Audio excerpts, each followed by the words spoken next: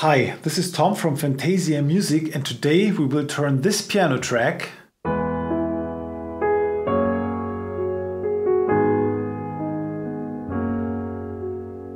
into a huge orchestral arrangement that sounds like this.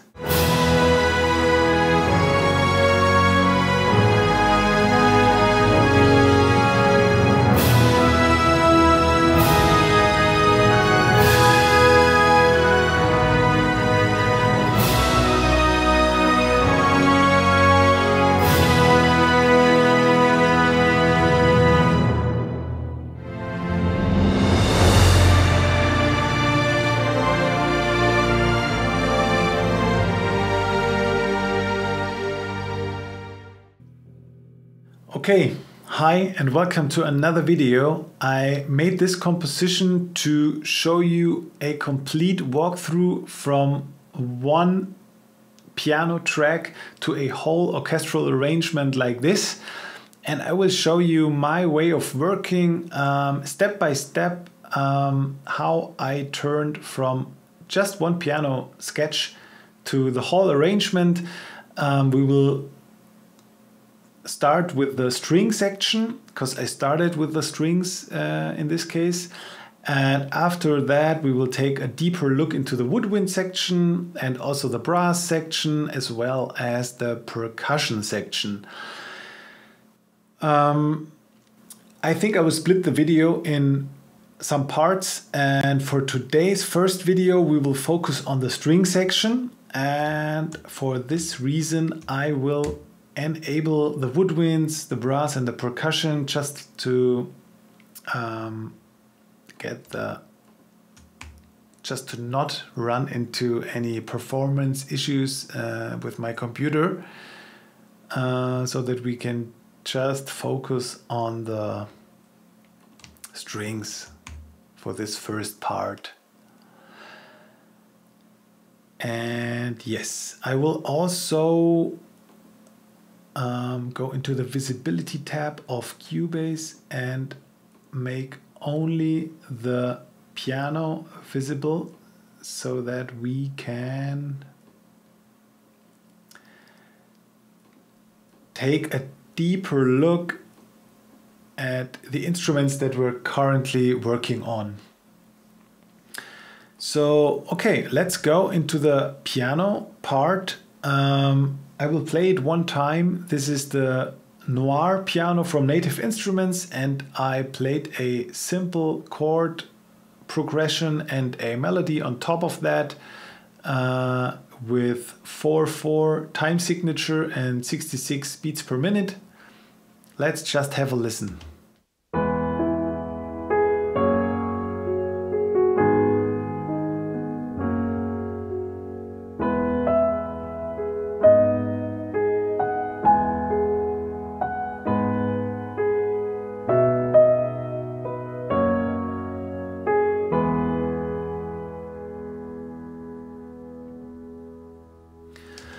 Okay, so this is our melody. As you could hear, I was playing a melody on top of the chords underneath, and I want to use this situation to show you a feature of Cubase that I really love. Usually you take all your chords and quantize them hard to the bar, that they all sit on the exact same bar. Cubase has a feature where you can make your own presets, and I made two presets for that. You can do this here in the quantize panel. I made two presets that when I press quantize, you see he quantizes them not exactly on the bar, but always randomly near the bar, yeah? And this makes it a lot more human and natural, and I use this feature a lot of times for different instruments if I play something like chords. Just one thing to show you that you cannot say you have not learned anything in my video. Okay, so what was the first instrument that I started? I started with the second violins from Appassionata strings. This is one of my favorite sample libraries from Spitfire Audio because they have an incredibly good legato transition and sound really beautiful. I almost used the default setting from Appassionata. Also up here, if you look at the agile mode, you can choose between different playing styles, and I left it all with the agile. And this is the legato patch for the second violins, and no reverb. I only used my own reverb, but I will tell you more about this later. So let's have a look on the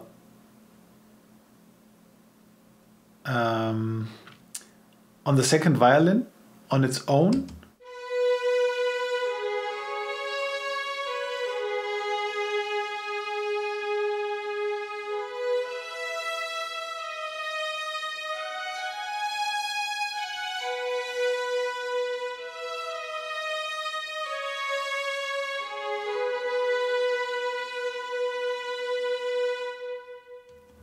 Okay, so I used the mod wheel a little bit, yeah, to make it sound natural and have some dynamics in the piece. You should always do that, but I already said that in many of my other videos as well. If I load the piano also, you can see that we only played the melody line that already played the piano. We played this same one with the second violins, so both together sound like this. Oh no, sorry, this is more than more than just the violins. Let's do it like this.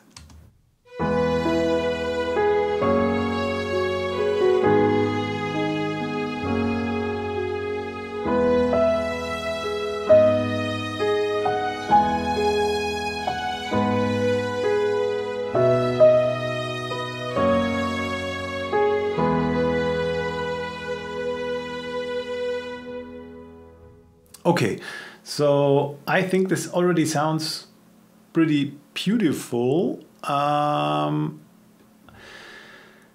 What I did next is to continue from the bottom. We now have the melody line, and I prefer to work from the bottom to the top. That means we next need the contrabass, the double bass.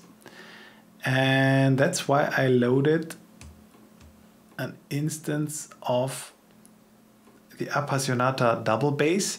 And for this, I also left the default settings, but I'm using the sustain patch and not the legato, only because I prefer to have two octaves playing the bass line and not only one. That was a personal preference in this piece.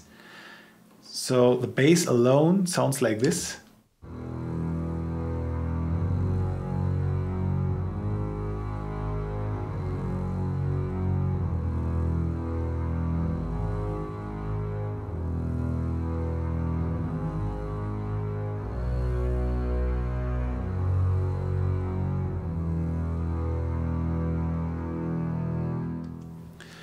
Okay, and if we add it slowly to the second violin and the piano.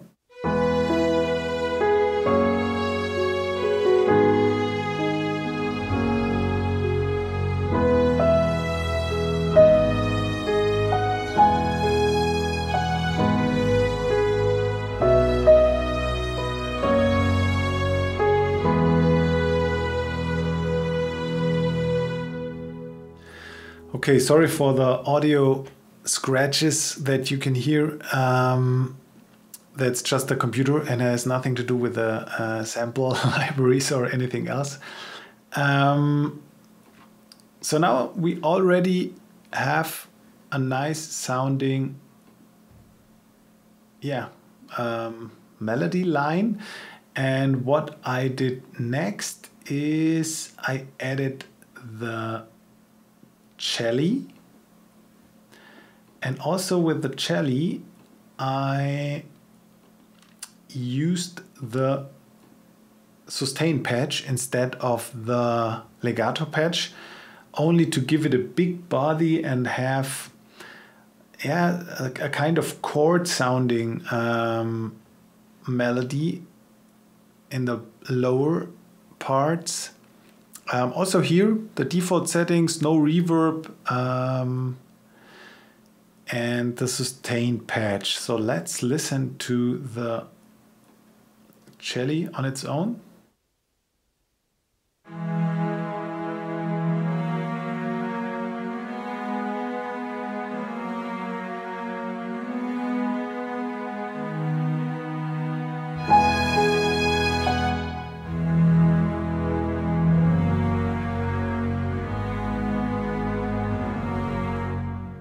Come on, what's happening with my audio?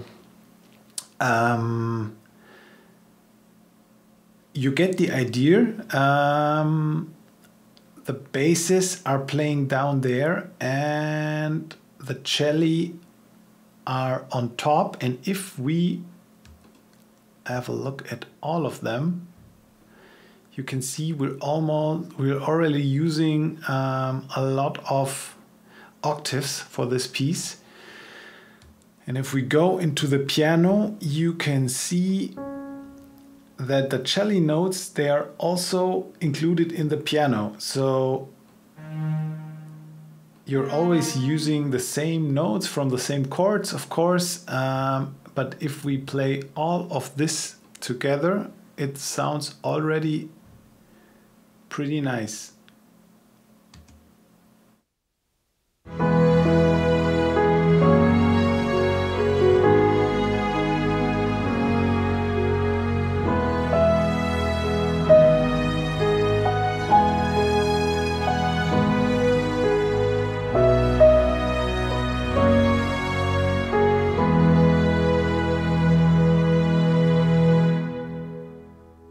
Okay, so the next thing that I did was to add the viola. And the viola,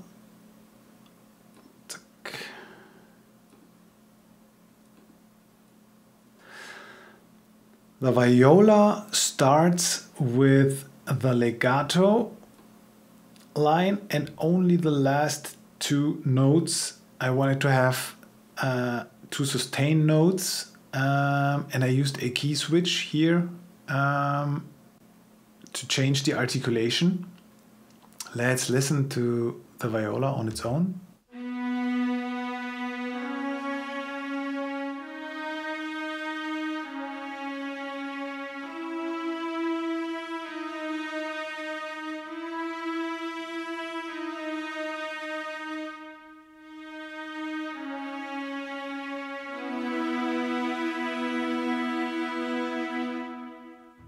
Okay, so here we had an issue. Maybe I should combine them just for now.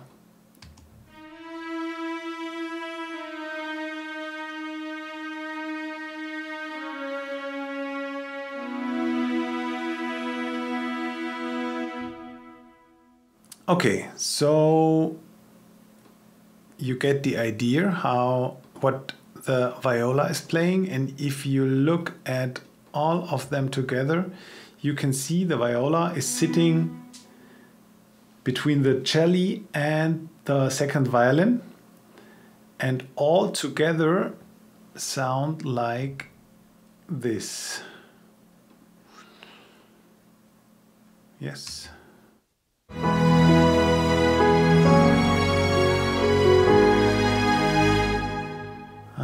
Sorry, this was not all together. This was more than the strings. Now it's all what you can see.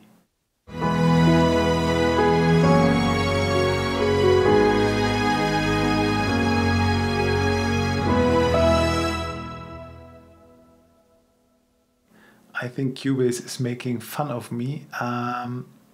because it already added the first violin. We don't have the first violin here. Man, we only want the second, the viola, the cello and the double bass. So now it should work.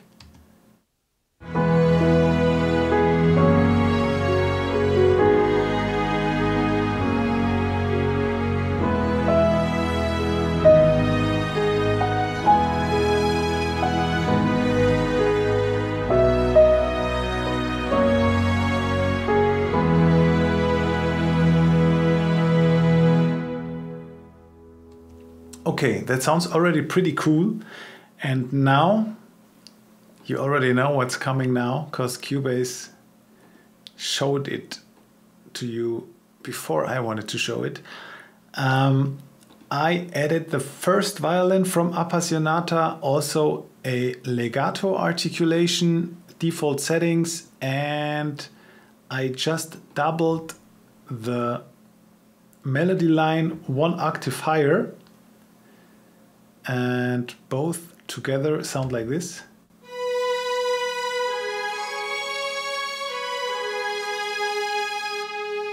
This was the first one.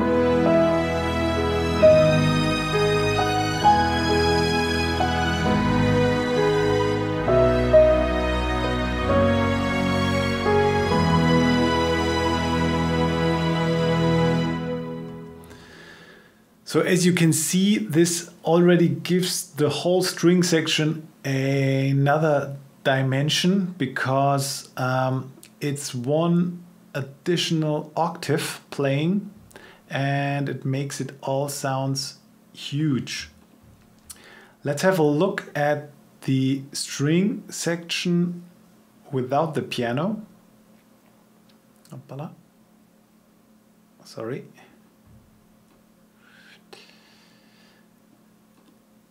Yes, you can see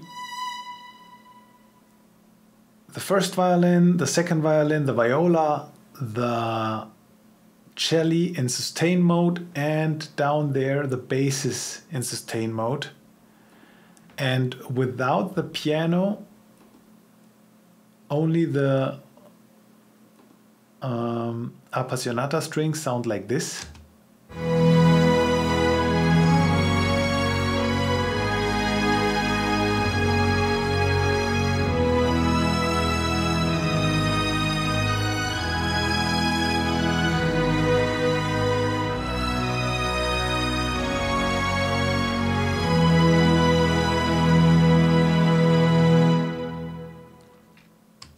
Okay, already pretty beautiful, like I personally think.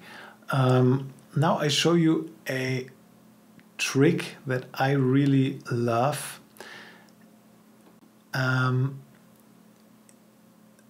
It's layering this whole arrangement with the symphonic strings, because the Appassionata strings is a smaller section size than the symphonic strings, and if you want to achieve that huge symphonic sound, you can layer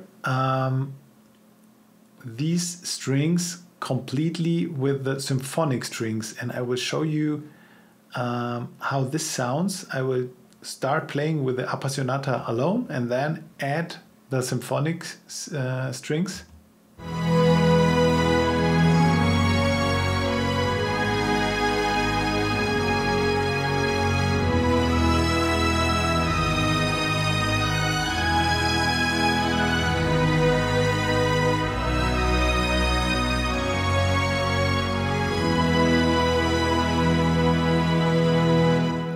You can see it's not much, but it's a gentle addition, and I think it makes it sound more beautiful. Just listen one more time all together.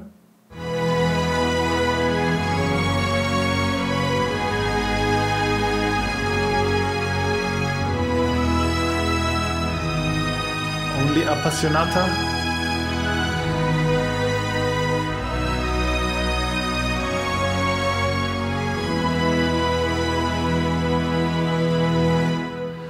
So I think if you turn it off, you can really hear the difference. And it would be interesting to hear your thoughts if you like the first version only Appassionata more, or if you also like the both libraries combined.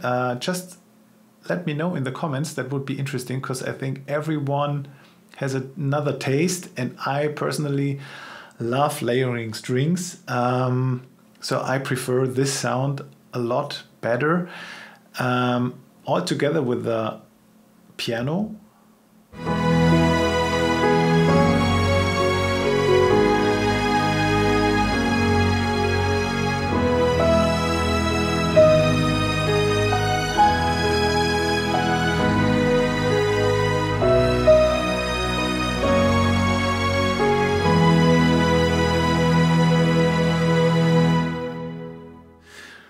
Okay, I think this is a beautiful sound already. I will show you the patches that I used from Spitfire Symphonic strings. I used all of their performance legato patches, the medium mix. It's in the professional version. You can choose between the mixes, and that's what I did here. And after that, I pretty much copy and pasted the string arrangement from Appassionata. The only difference is I did not use the sustain patches in the cello and also in the double basses. I also used the performance legato, so they are only playing one octave in this case.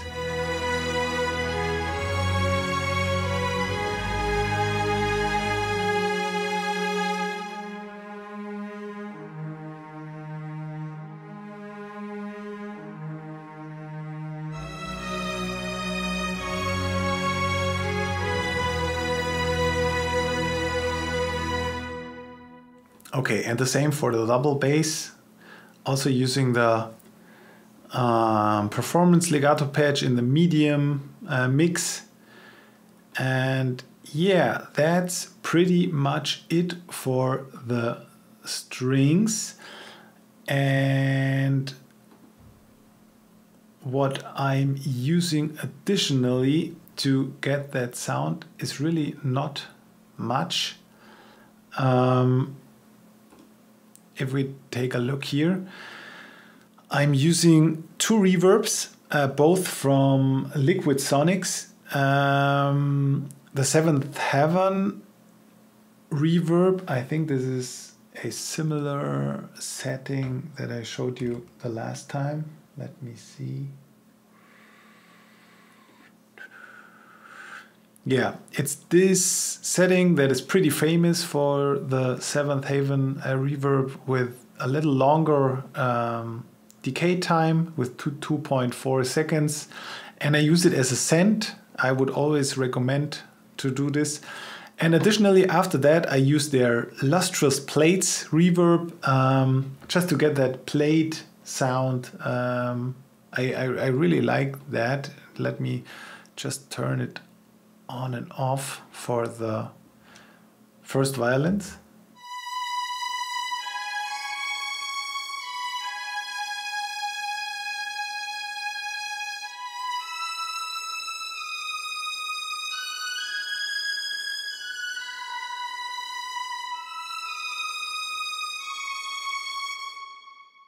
So I think you can hear the reverb making that little difference. What I like to do is playing all the strings together and putting the reverb on and off. You can do this with the Q-Link feature in the mixer. Let me just try to do this. Like here. So I will play it now and then switch off all of the reverb.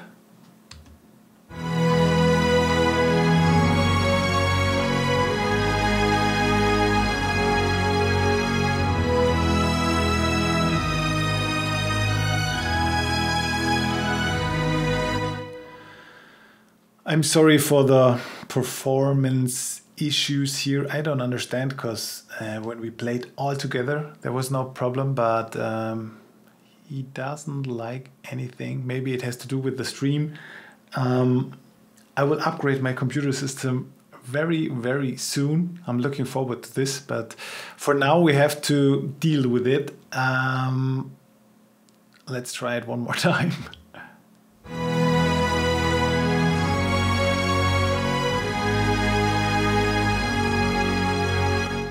Okay, so this was without reverb, and now I turn it all on.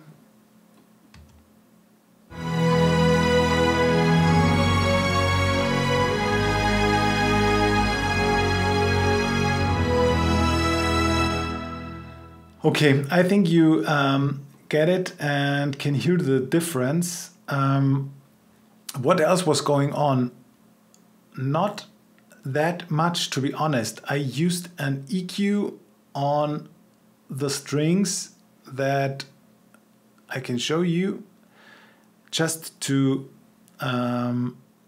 highlight the high frequencies a little bit more of the strings, and I made 2 cuts around 450 and 2675 hertz. But that's pretty much it. Of course, there are some mixing plugins on the master bus going on as well, but I will care about them in one of the next videos when we have the whole arrangement. I think we leave it for this video right now at this position where we are right now. We made a complete string arrangement and supported it with the symphonic strings to make it louder and brighter. I think it sounds pretty cool. I tried to play it one more time without any scratches. Maybe, I'm not sure, but I hope it works.